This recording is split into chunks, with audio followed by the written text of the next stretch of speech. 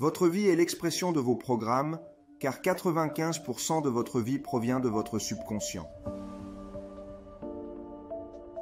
Que se passerait-il si les programmes de votre subconscient correspondaient aux souhaits, désirs et aspirations que vous avez dans votre esprit conscient? 2 fois par jour, votre cerveau est prêt à télécharger des informations. C'est là que vous pouvez reprogrammer votre subconscient. L'esprit conscient qui est créatif peut apprendre en lisant un livre de développement personnel, en assistant à une conférence ou en regardant un film. L'esprit conscient peut apprendre de quelque chose d'aussi simple que « Ah ah, je viens de comprendre ». L'esprit créatif conscient dispose donc de nombreux moyens différents pour télécharger des informations. Mais les deux esprits ne sont pas connectés dans le sens où si l'esprit conscient apprend quelque chose, cela signifie-t-il que l'esprit subconscient l'a également appris? La réponse est absolument non.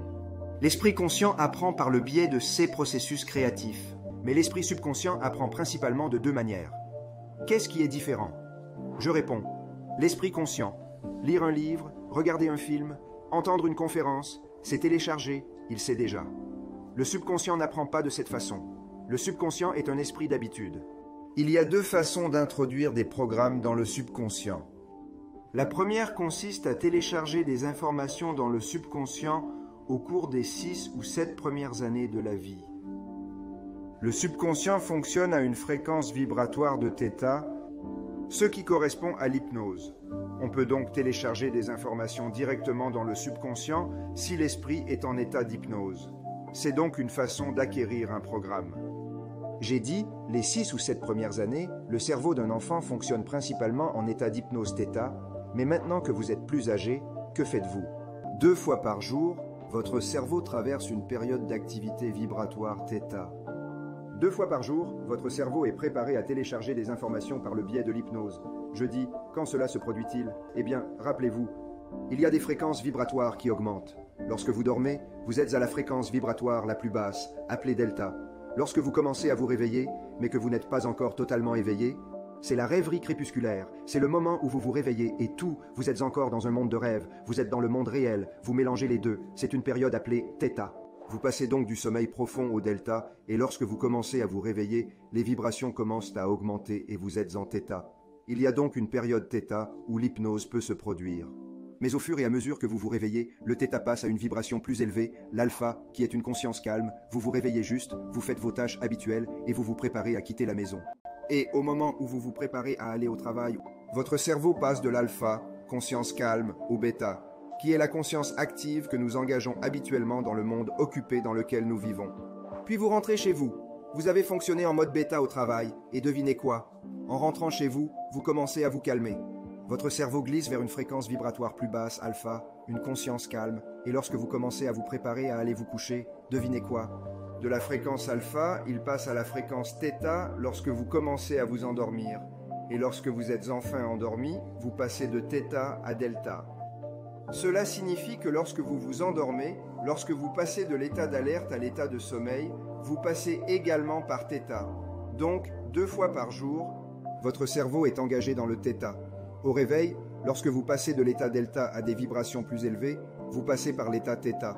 Au moment de s'endormir, vous passez de vibrations supérieures à delta. Et encore une fois, passez par le θ. Ainsi, 2 fois par jour, votre cerveau est en état d'hypnose θ.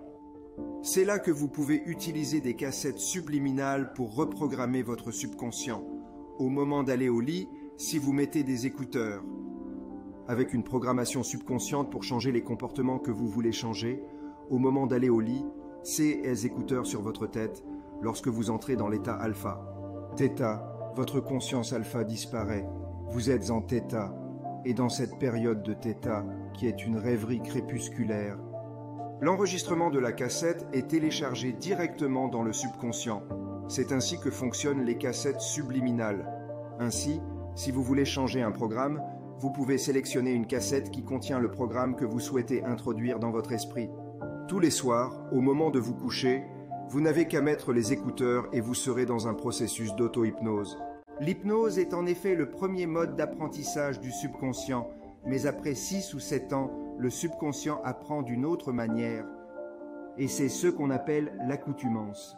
En d'autres termes, si vous répétez et répétez encore quelque chose, le subconscient le téléchargera et en fera une habitude. Par exemple, si vous voulez apprendre l'ABC, comment faites-vous? Vous avez commencé par A, B, C, D, E, puis vous n'avez pas pu vous en souvenir, puis vous avez commencé par A, B, C, D, E, F, G, et vous l'avez répété, et finalement vous êtes arrivé à Z. Et devinez quoi? Après avoir répété l'alphabet des centaines de fois, il arrive un moment où il fait partie du subconscient. Il est maintenant téléchargé dans votre esprit.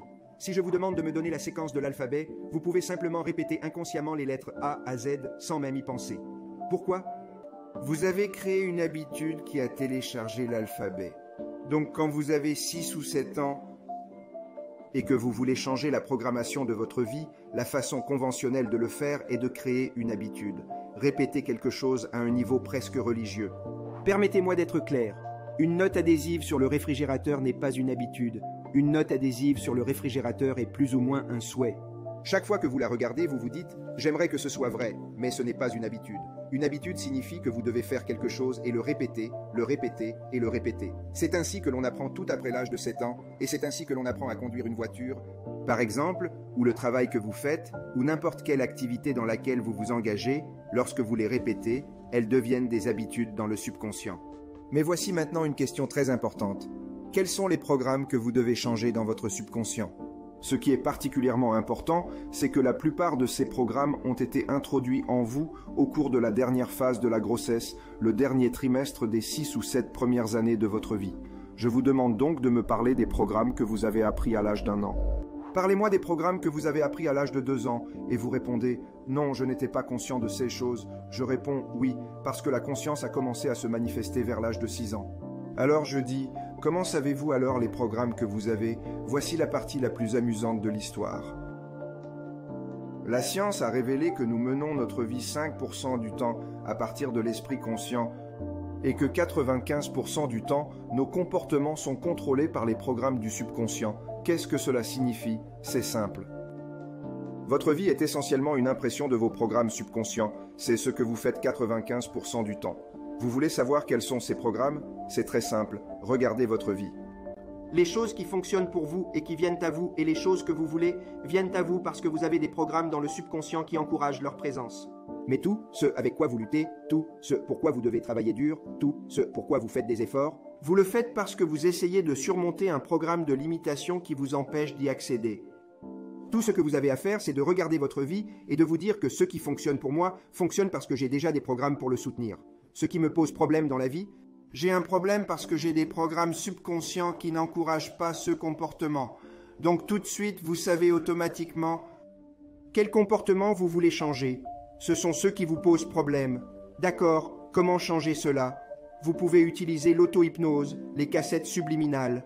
Vous pouvez les changer en créant de nouvelles habitudes comportementales que vous répétez chaque jour religieusement, en changeant l'ancien comportement et en le réécrivant en direct à chaque fois, en disant « Non, ne le faites pas de cette façon. Non, ne le faites pas de cette façon. » En se parlant à soi-même et en disant « Ce n'est pas ce que je veux. » C'est ce que je veux et que vous le répétez constamment. Devinez quoi? L'habitude va inévitablement modifier ce programme et le transformer en un nouveau programme.